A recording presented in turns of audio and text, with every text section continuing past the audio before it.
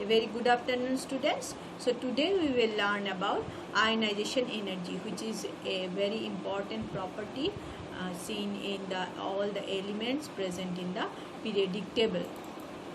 So the topics I will be covering here are ionization energy, that means its a definition, and then periodic variation of ionization energy in S and P block elements, and also we will discuss about the periodic variation of ionization energy in D block elements. So what is ionization energy or ionization potential? Ionization energy is the minimum amount of energy required to remove the most loosely bound electron from an isolated gaseous atom to form a cation. So what is the meaning of that?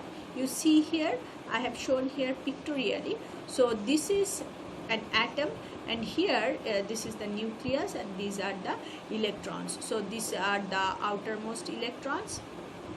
So these are actually tightly bound with the nucleus of the atom. So if we want to remove one of these electrons and we want to make a cation, we have to supply some energy. So we have to give some energy externally to knock off this electron from the outer cell so that the cation will be produced. So the amount of energy needed is called the ionization energy.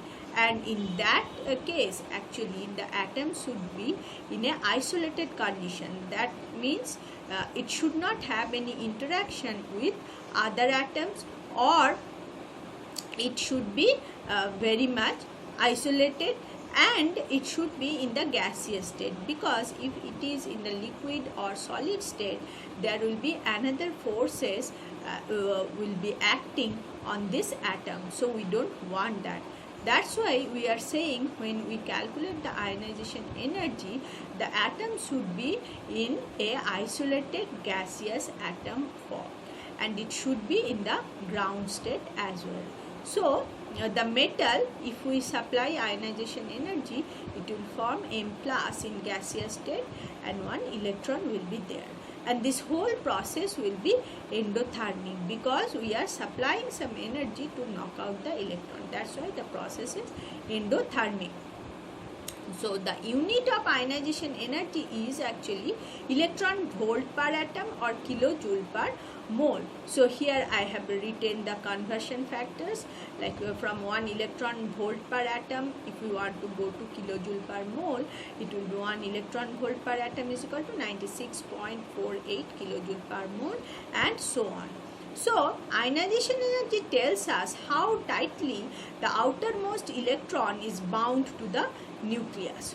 Low ionization energy means it is easy to form the cation. That is obvious, because if this electron is loosely bound, then the amount of energy needed to knock out the electron will be very less. And if this electron is bound very tightly with the nucleus, then the amount of energy to take out this electron will be very high. So this will tell us that how the ionization energy can dictate that whether a cation will be formed very easily or not.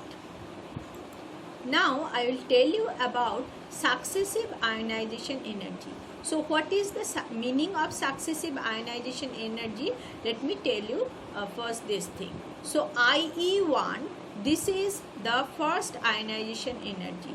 That means IE1 is the amount of energy required to produce unipositive ion. That means this is in gaseous state M, and if we supply IE1 amount of energy, it will produce M plus in gaseous state plus 1 electron. So this IE1 is called first ionization energy.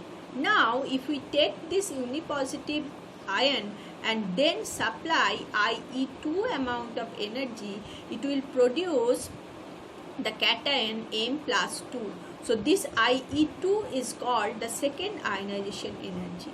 Now if we take again this M plus 2 and then supply IE3 amount of energy, this will produce the M3 plus cation. So this IE3 is called third ionization energy. So these are called successive ionization energies.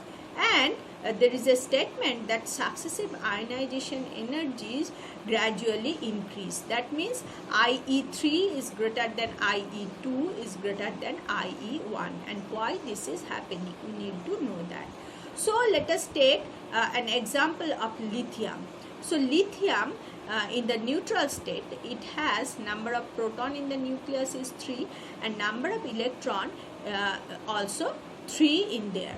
Now if we make lithium plus ion, so number of proton remains same but number of electron in the outermost orbit becomes 2. So now you see same number of proton can attract less number of electrons. So attractive force will be more. Now taking this unipositive ion, if we remove another electron from that, so number of proton again it remains same but the number of electron becomes less and it becomes 1.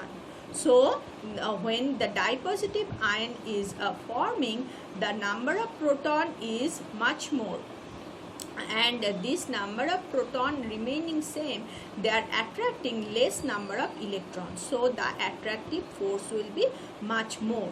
So what is happening here? The attractive force is much more than whatever was present here.